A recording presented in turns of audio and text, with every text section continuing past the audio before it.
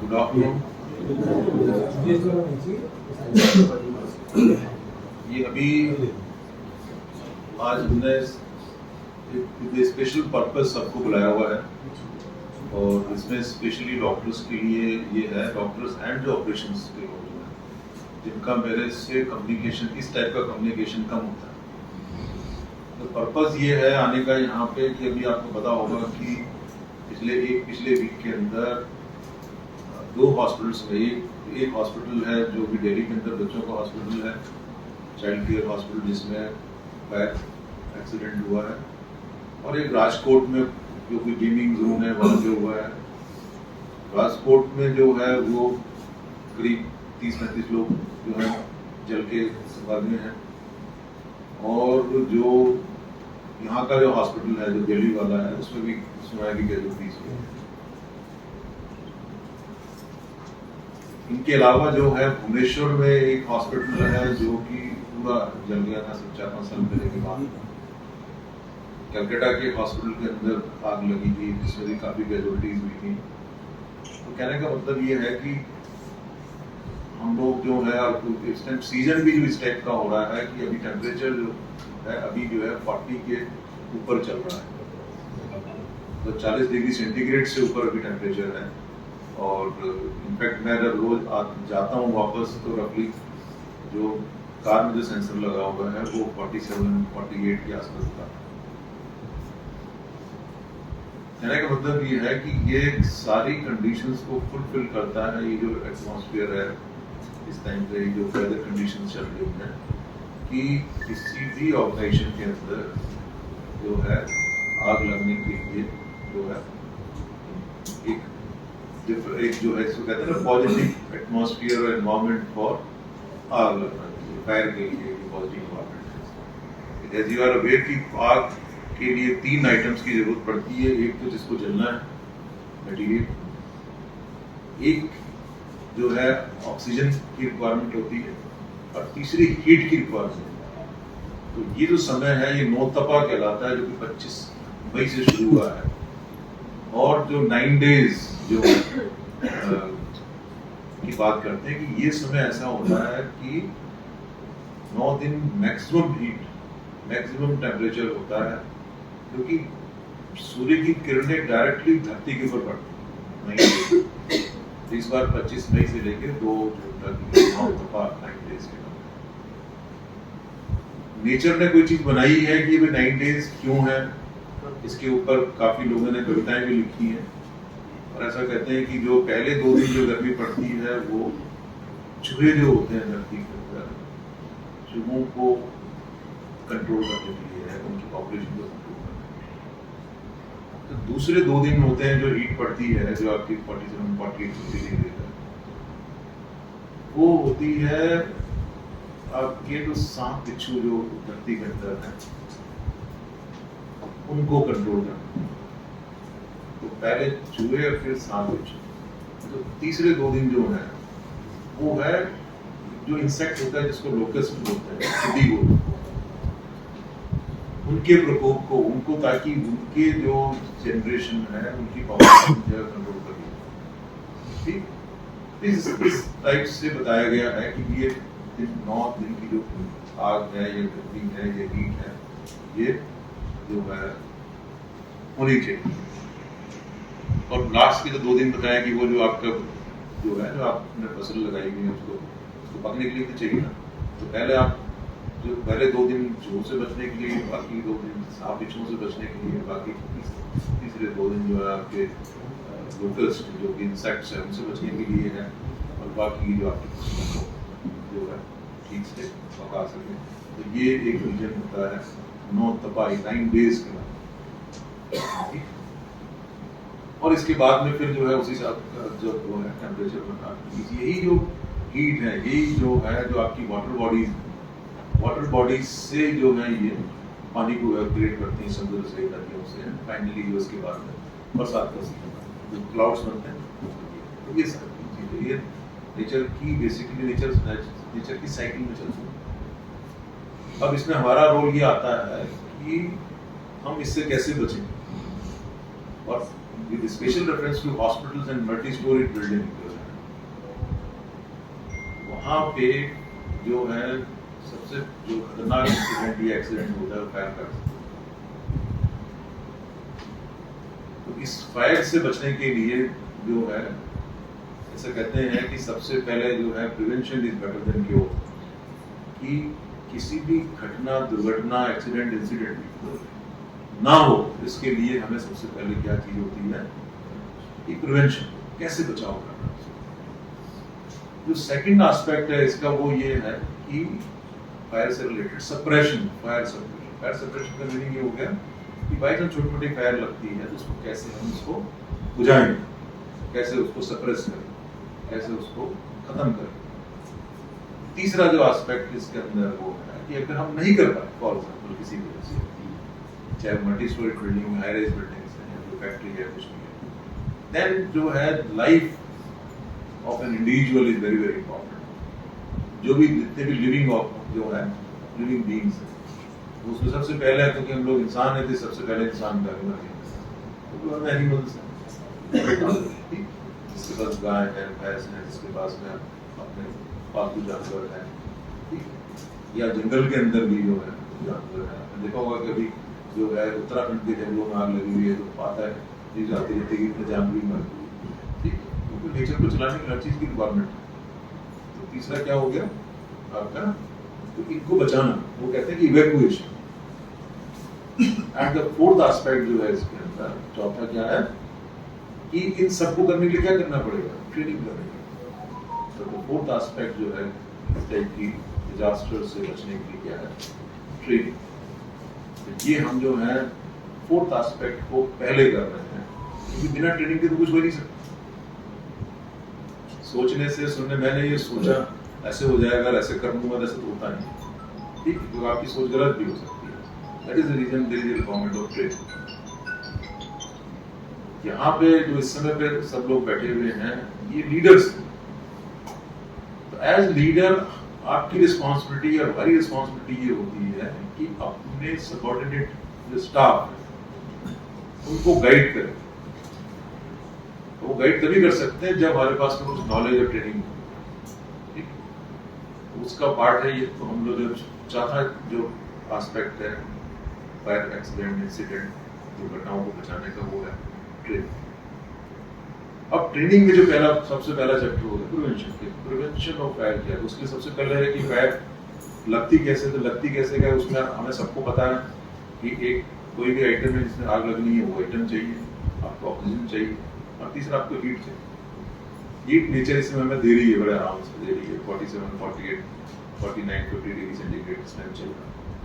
वही अगर आपने अपनी गाड़ी के अंदर या कहीं पे भी ग्लासेस, आपने देखा होगा कि ग्लास लगे हुए आजकल की हाई राइज बिल्डिंग्स में, और ये अगर आप वैसे देखोगे तो अगर ग्लास में क्या है, इसमें हीट अंदर आती है, बाहर नहीं जा रही।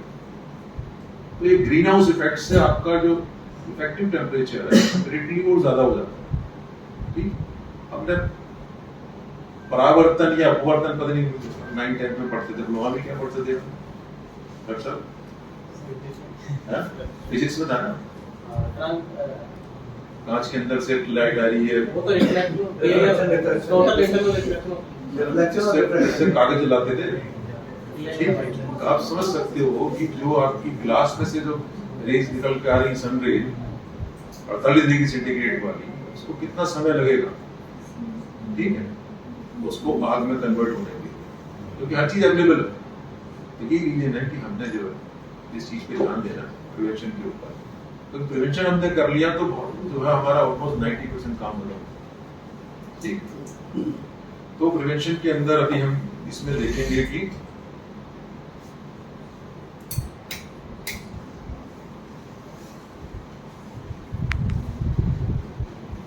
जो व्हाटएवर जो मैंने लिया है, इसमें ये दो सोर्सेज हैं, hospitals, hospital fire prevention and evacuation guide Washington 2014 का। दूसरा ये लिया गया overview of fire alarm and detection system course, university का कोर्स है। तीसरा जो है ये है part 4 of national building code of India 2022 में ये अपडेट हो चुका है on fire and life safety, क्योंकि रिक्वायरमेंट बिल्डिंग में क्या रिक्वायरमेंट है। तो भाई वी आर हियर कि भी हमें, क्योंकि हम लोग मेडिकल फील्ड वाले हैं और हम लोगों के लिए we are here to save life. हमारी primary responsibility is to save life. जीवन बचाने के लिए हम लोग जो है डॉक्टर्स की कम्युनिटी है। उसमें भी सबसे इम्पोर्टेंट क्या है कि हमारे पेशेंट कौन कौन से हैं जो कि लाइफ सपोर्ट के ऊपर हो सकते, ऑक्सीजन लेते हैं, आपका इन्वेजिव और नॉन इन्वेजिव जो आपका लाइफ सपोर्ट है। काफी पेशेंट जो है तो इनकेपेबल ऑफ मूविंग, कोई पोस्ट ऑपरेटिव पेशेंट पड़ा हुआ, एक्सीडेंट वाला कार्डियक पेशेंट पड़ा हुआ, जितने भी आपके वेंटिलेटरी सपोर्ट पे सारे non mobile and immuno compromise patient जो है, जो इम्यूनो कॉम्प्रोमाइज है, मिथोट्रिक्सेट या प्रेडनिसोलोन या स्टेरॉइड्स के ऊपर चलते हैं, इस टाइप के पेशेंट जो कि जल्दी जो है ब्रेक डाउन जिनका हो सकता है, जल्दी इन्फेक्शन हो सकता है, जल्दी प्रॉब्लम हो सकता है। तो मैंने बताया आपको चारों चीजें, prevention, suppression, evacuation and training. जब इवैक्यूएशन वाला पार्ट ही तभी होता है जब कोई चांस नहीं है जाने का, बुझने का, और लग गया कि नथिंग कैन बी डन। और ये बेसिकली फायर लगने में और इवैक्यूएशन के डिसीजन के अंदर, इसमें फायर के अंदर आपको 4 से 5 मिनट देता है। जो 4 to 5 मिनट्स जो गोल्डन पीरियड है वो 4 to 5 मिनट्स का है। मैक्सिमम एक्सटेंड करोगे तो 6 मिनट कर लोगे, 7 मिनट कर, तो वो जो गोल्डन पीरियड है फायर, इसी में हमने सब कुछ कर लेना है। अब क्या है गाइडिंग प्रिंसिपल इसके क्या है कि improve evacuation considered when designing or retrofitting the hospital facilities। Basically जो है, जो डिजाइन ऑफ द हॉस्पिटल है या बिल्डिंग है, उस पर काफी डिपेंड करता है। जैसे मैंने आपको बताया कि ग्रीन हाउस इफेक्ट होता है तो टेम्परेचर बढ़ता है, ठीक।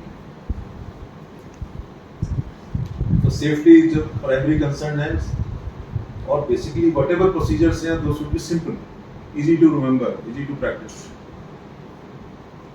फ्लेक्सिबिलिटी ऑफ प्लान बेसिकली क्या है कि अगर हम कोई इसका इंसिडेंट फेस करते हैं तो उसके हिसाब से आप प्लान शुड बी फ्लेक्सिबल कि हम उसको चेंज कर सकते हैं। Self sufficiency at the unit level की, यूनिट लेवल पे जैसे हमारा ये हॉस्पिटल है, यूनिट है, फैसलाबाद यूनिट है, पिछले 2 साल से हर चीज हम लोगों को मिल रही है। Special preference to fire extinguishers, different type के फायर एक्सटिंग्विशर्स हमारे पास हैं, दिए जा रहे हैं। इनफैक्ट जो क्लीन गैसेज हैं उसका भी लास्ट ईयर हम लोगों ने 3 जगह जो क्लीन गैसेज के सिलेंडर्स फिट कराए थे। जो सिस्टम जो FM2 या E8226 गैस होती है, क्लीन गैस होती है, बेसिकली एक्शन उसका होता है कि एकदम से टेम्परेचर को डाउन कर देती है। टेम्परेचर कम कर देती है, बहुत ठंडी गैसेज में बड़ी बड़ी बिल्डिंग्स में, आज बड़ी बिल्डिंग्स में लगी होती है।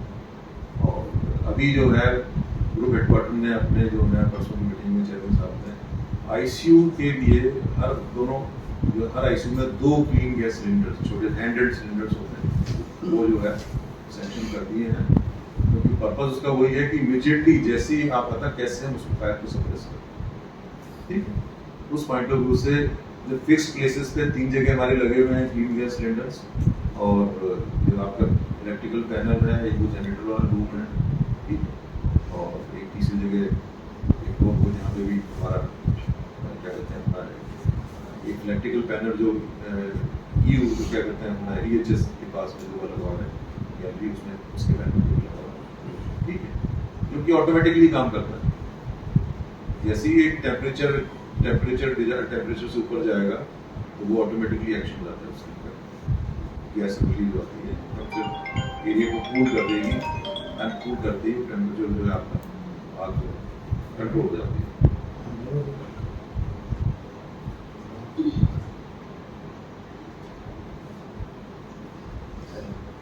बाकी गाइडिंग प्रिंसिपल जैसे अब जब हम जो अगर हम सप्रेस नहीं कर पाते हैं तो उस सिचुएशन के अंदर जो है आपका इवैक्यूएशन है। इवैक्यूएशन कहाँ होता है? होल्डिंग साइट्स होती है, 30 स्टोरी बिल्डिंग्स के अंदर, चाहे हॉस्पिटल्स के अंदर, कि अब ये होल्डिंग साइट जो है ये क्या है, किस टाइप से कि ये अगर मल्टीपल बिल्डिंग है तो हर जैसे आप ज़्यादा ऊंची 15 मीटर से ऊपर जो IT बिल्डिंग्स होती हैं उनको इस बेसिकली फायर सेफ्टी का सर्टिफिकेशन लेना होता है।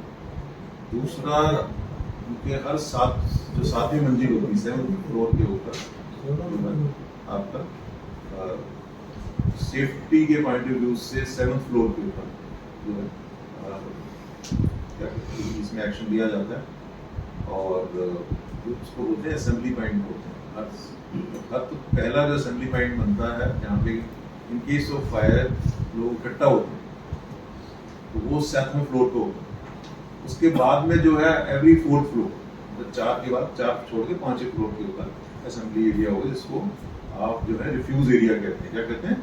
रिफ्यूज एरिया हो। तो पहला होगा 7th फ्लोर के ऊपर, उसके बाद में हर 4 छोड़ के 5वें के ऊपर बनता है। तो जितनी भी ठीक है, एक चीज करना। जब इसमें दूसरा अगर हमें इवैक्यूएट करना पड़ जाए तो हॉरिजॉन्टल इवैक्यूएशन के बारे में सबसे पहले सोचा जाता है कि जो कि आप देखते हो कि चाहे एल शेप में बनी हुई है या सी शेप में बनी बिल्डिंग्स बनी हुई है या ई शेप में बनी हुई बिल्डिंग्स हैं, ठीक है, जहाँ पे कि आपके लिम्स अलग से निकले हुए हैं। तो सबसे पहले हम जो है हॉरिजॉन्टल इवैक्यूएशन की बात करते हैं उसको। और अगर हॉरिजॉन्टल पॉसिबल नहीं है, हॉरिजॉन्टल में बेसिकली आप रिफ्यूज एरिया में लेके जा रहे हो पेशेंट, ठीक है, या स्टेट्स की तरफ लेके जा रहे हो, क्योंकि इसमें जो है लिफ्ट यूज करना अलाउड नहीं होता है अनलेस अनटिल की आपके इलेक्ट्रिकल डिपार्टमेंट है या इंजीनियरिंग डिपार्टमेंट है एक पर्टिकुलर लिफ्ट को ओके करे, जो कि अवे फ्रॉम द फायर हो। सपोज जैसे इस हॉस्पिटल के अंदर 2 विंग बने हुए हैं, सपोज ए विंग में कोई प्रॉब्लम होती है, बी विंग में की अगर लाइट यहाँ पे है तो उसमें जो है लिफ्ट चलेगी। लेकिन अगर सेम फ्लोर के सेम बिल्डिंग के अंदर अगर पार्ट है, उस सिचुएशन के अंदर लिफ्ट को यूज करना अलाउड नहीं होता, नहीं करना चाहिए। क्योंकि ये होता है कि लिफ्ट में जो है आप अंदर घुस के उसका कब उसकी लाइट चली जाए तो उसमें प्रॉब्लम हो जाए तो आपको कोई बचाने वाला नहीं, निकालने वाला नहीं। But in case of fire is better to avoid और नॉट टू यूज लिफ्ट, हमेशा स्टेट्स यूज करते हैं, ठीक है। और जो आपका नियरेस्ट रिफ्यूज एरिया है वहां पे आना होता है। तो मल्टी-स्टोरी बिल्डिंग में आग लगेगी, सपोज आपके 5वें फ्लोर पे किसी की आग लगी हुई है तो आप एक फ्लोर छोड़ देते हैं, ठीक, तो 6ठे फ्लोर पे किसी को नहीं आने देते हैं। जो सिक्योरिटी वालों को यही काम होता है जो कि इसमें बने कि भी आप ऊपर की तरफ जाओ और जो 4थे फ्लोर वाले नीचे की तरफ इवैक्यूएट, तो उसको वर्टिकल इवैक्यूएशन क्या कहते हैं, वर्टिकल। हॉरिजॉन्टल है सेम फ्लोर के ऊपर अदर साइड ऑफ विंग पहुंचना है, और जो वर्टिकल है वो इधर अप और डाउनवर्ड्स, ठीक। डिजास्टर्स में ये बात होती है, अगर सुनामी आ रखी है तो ऊपर जाओ, पानी की तरफ नहीं जाओ। आग लगी है तो आपको डिपेंड करता है किस फ्लोर पे आग के ऊपर वाले फ्लोर्स को ऊपर जाना है, नीचे वाले नीचे जाना है। ये चीज का ध्यान रखना होगा।